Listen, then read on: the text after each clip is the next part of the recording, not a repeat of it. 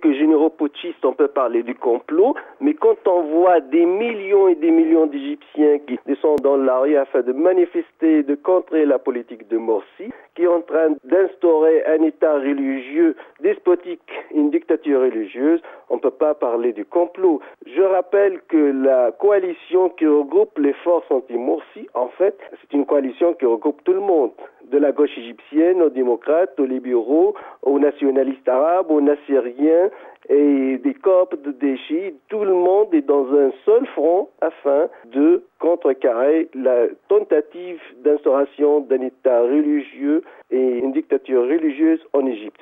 Donc on ne peut pas parler du complot quand on voit des millions et des millions dans les rues égyptiennes. Apparemment, l'armée égyptienne a une feuille de route. Est-ce que l'armée est prête à assurer l'intérim ou qu'est-ce qu'il va se passer à ce moment-là? L'armée égyptienne, elle est très puissante, très forte. Elle a une place assez remarquable au sein de la société de l'État égyptien.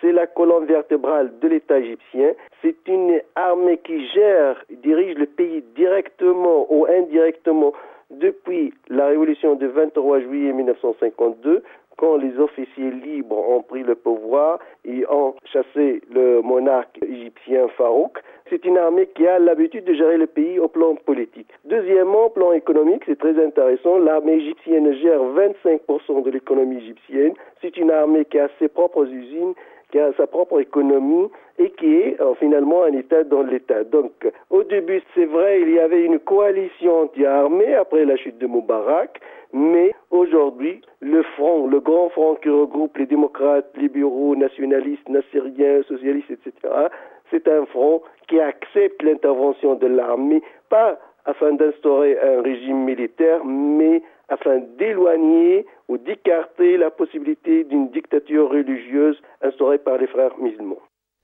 C'était Riyad Sidaoui, le directeur du CARAP. C'est, d'après une source militaire jointe par l'agence France Presse, le chef de l'armée, Abdel Fattah al-Sisi, a rencontré ce mercredi le représentant de l'opposition, Mohamed al-Baradei, ainsi que plusieurs chefs religieux égyptiens.